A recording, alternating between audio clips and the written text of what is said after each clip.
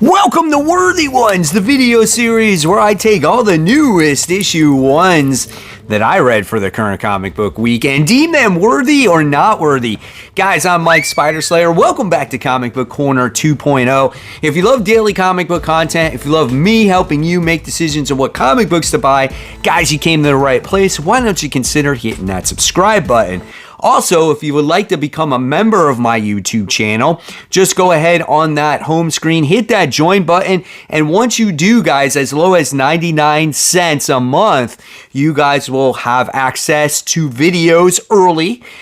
You also will have monthly membership badges to let you know how long you've been a member of my channel for, and you'll also get cool stickers where you can attach to your comments on my videos. So again, consider becoming a member today.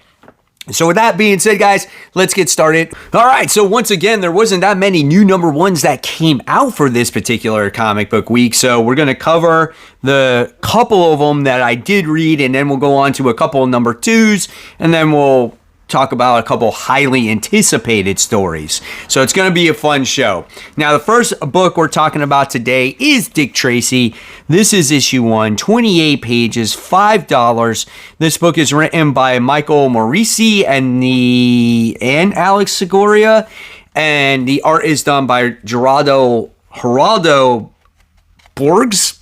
I don't know if I said that right. Now, this book opens up like crazy, right? I mean, there's this crazy murder scene that happens. It's very dark. It's like gritty, and you're just like, oh my God, this is just really intense and just like right in your face, right off the bat. Crazy facial expressions. So I think the artwork really, makes the mark here, right? It definitely grabs the reader's attention. And of course, Dick Tracy with his yellow trench coat, right? And basically what this is kind of like a reintroduction to the character in a way, and we get to see this mass murder happen, and then obviously Dick Tracy is trying to figure out what's going on, right? We get introduced to a female in this book where her dad was murdered on that whole situation, and they're just trying to figure out what's going on, and you get introduced to the bad guys and things like that. And it's a book that it's almost like what I would expect from a Dick Tracy comic, right? If you've never read Dick Tracy before and you like mob books and you like things that took place in the 1940s, this might be for you. However, for me, it's not worth it. I don't think this is something that I can see myself reading in the long term. It's not that it's a poor comic book. It's just I found myself a little bit bored besides the great introduction, and I just don't know if I want to invest in another murder mystery type of book. We've seen thousands of these. I mean, don't get me wrong. We've seen 1,000 retelling of stories in any form of comics, right? But this was just something where I was like, I don't like Dick Tracy enough to the point where I was like, yeah, I'm going to continue this series. So you might like it. And if you do, that's great. And let me know in the comments below. At the end of the day, I'm going to give this one a B. It's good. It's just not for me, guys. It's not something that I'm going to be like, dude, I got to check out that next issue of Dick Tracy. Universal Monsters, Creature from the Black Lagoon Lives, issue 1. This is a 32-page comic for the price of $5. Our writers here are Dan Waters and Ram V, and the art is Matthew Roberts.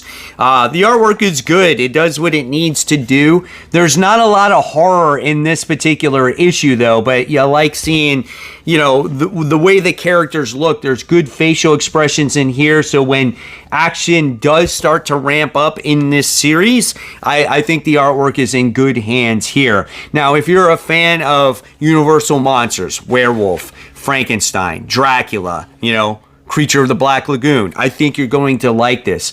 However, if you're not a fan of these creatures, this particular issue, it might be a little slow to you. Just like Dick Tracy, this is another like murder mystery comic. There's something going on where this detective is in this area, right? And she's trying to solve these murder mysteries, and she has a lead and she's trying to figure it out. And she has this dream of being drowned, right? She's drowning, right? And there's this theory of like, when you drown, it's the best way to go, and stuff like that. Well, when she gets her lead and she finds what supposedly might be connected to the murders that are happening, she winds up getting pulled under the water, and then she winds up getting rescued by the creature of the Black Lagoon. Now, this book wasn't the best. It didn't blow me out of the water. However, I'm going to find this self-worthy for me.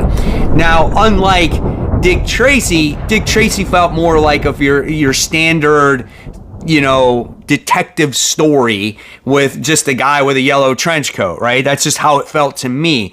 Where Creature from the Black Lagoon Lives is a detective trying to solve a murder case, and she drowns, and then you get the Creature from the Black Lagoon that rescues her. Where does that go from there? There's the twist. There's the kicker. What I would have liked to see in this comic was a little bit more horror, a little bit more gore, and we didn't quite get that yet. So it was like, well, at least it led you to the point where you did see the creature at the end. So even though this one also didn't blow me out of the water, no pun intended, this was a solid B book. It definitely had me intrigued by the time I got to the end of it, and I will be continuing this one. Jackpot and Black Cat, issue 2, 28 pages for $4. This book is written by Celeste Brofman, and the art is done by Emilio Lazio. The art is not bad in this comic book. Like, I can say that the characters look all right. It does its job. It's bright. It's colorful. There is some emotion to the characters on what they're going through. It's fine. It works. There's some action. We get a lot of cleavage from Black Cat in this comic book. Like, it's like overly done, I feel like, but she looks great. And again, like I said, Jackpot looks all right as well. Story, on the other hand, this thing just doesn't do it for me, man. We got this cool twist at the end where now Jackpot is involved in this app that bribes people to do bad things. Otherwise, the people that are closest to them are going to get killed, or something bad is going to happen to them, right? And at the end of this comic book, we get a reveal that honestly I didn't see coming, right? But it's super freaking cheesy as hell.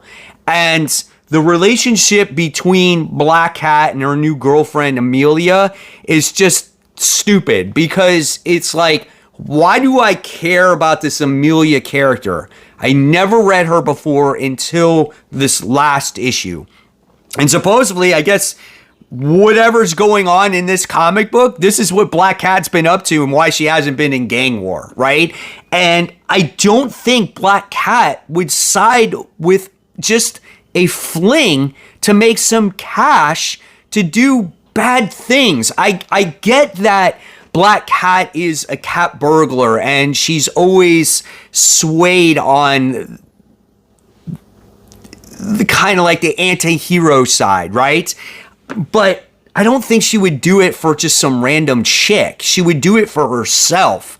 And it's just weird to me. This book doesn't really make a whole lot of sense, and it's kind of dumb. And then you actually get to see Paul and Mary Jane kind of react to each other in like a romantic way, and the way it was written, it was just very odd. It was like two little kids like holding hands for the first time. It's not a good comic book, guys, and I don't want to spoil it, so that's why it's kind of vague on the details on this, because I want you to get all its cringiness in full effect here. But this is a book you should stay away from. This book is not worthy, not in any stretch of the imagination. Way worse than issue 1, in my opinion. This book fails in very many levels. This one gets an F+. The art was pretty good in this book, but not a good story, unfortunately. Feral, issue 2. This book is 28 pages for the price of $4. This book is written by Tony Fleece, and the art is done by Trish Forster and Tone Rodriguez. The art is great in this comic, man. You really can appreciate the cat's facial expressions, and seeing them go through the terror that they're going through is insane in this comic book, right? So the artwork is really good. It has, again, that like Disney vibe going, and these cats are really running for their lives in here, as they're just kind of lost. They don't know what to do with this whole rabies outbreak, right? And so this is basically a venture of these particular characters of Elise and Jonas and Lord and Patch, and we get introduced to another character by the name of Scratch, which is unfortunate for him, but we get to just see them really, again, try to escape everything that's going on, and there's no room for them to go. We wind up getting to see Patch in this comic book, who wound up getting injured in the last issue, and he's starting to feel signs and symptoms of the rabies setting in, that he doesn't know that he has that yet. Now, again, this book was full of tension, and you're kind of like, it's a kind of a page turner. But for me, I feel like I'm a dog guy, so I'm not as into this as I would say stray dogs. Because I feel like there was a little bit more character development in Stray Dogs, where this book just kind of thrust you into the action of the animal control truck turning over, and then all of these sudden these cats are running for their lives, right? And it's hard to get to know these guys, not in the same way as Stray Dogs. It was a little bit more of a slow burn, funny enough, because it was a limited series, where this is an ongoing, where you got to learn about the younger dog, and you got to learn about the older dog, the one that's in charge, and how it was beat, and things like that, where here they're just running from a bunch of rabid creatures, right? So what I'm hoping for in this comic book, since it is an ongoing, is that we will get more character development. Right now, for me, that's where this lacks. Still really good comic. I'm never going to drop this book, but that's where I feel it lacks at this moment. So, of course, this book is going to be worthy. And if I had to grade this one, of course, I always grade it, so I don't know why I say if, but when I grade this comic book, I'm going to give this one a B+. It's not as strong as Stray Dogs for me, but I'm definitely going to continue, like I said. It's the return of Something Is Killing the Children. This is issue 36, so this is a good jumping on point for you guys. 32 pages, $4, written by James Tynion IV, and the art is done by Werther Del Eldera. Artwork is always good. It's your traditional, what you can expect art from Something Is Killing the Children. And what this book is this is set 5 years in the past, and I think this might be like a bunch of one-offs, because by the time you get to the end of this particular story, the name of it is called Road Stories Part 1. And this is literally basically a one-shot of a story that happened 5 years ago, where Erica Slaughter is very much in part of the house. Her powers haven't been removed or anything like that. And we get to see her battling a monster. And we find out that it's not only kids' eyes that sees these monsters or conjure up these animals, but it can be done through animals as well. And Erica Slaughter is out to destroy this monster that killed all of this dog's puppies. And it was a very interesting book, very heartwarming. And again, if you love animals, this book is going to kind of tear at the heartstrings a little bit, because you see the heart of Erica Slaughter. It's something that you don't normally see from her, especially very on in the series. She's very hardened character, right? She's been through a lot, and I really enjoyed this issue. It was a nice return of the series, even though it was a one-shot. So this book is worthy. Unfortunately, it was a very quick read, and I was hoping for it to be more of a story arc. I don't know if we get there. I don't know if this is kind of like this nice reintroduction of the character before you get into a story again, but the way it's titled, it seems like it's going to be a bunch of one-shots, and I don't know if I like that so much, but it is what it is. I'll enjoy what I get. It's better than not having anything at all. So I'm going to give this one an A-. I had a lot of fun. Just a really quick read.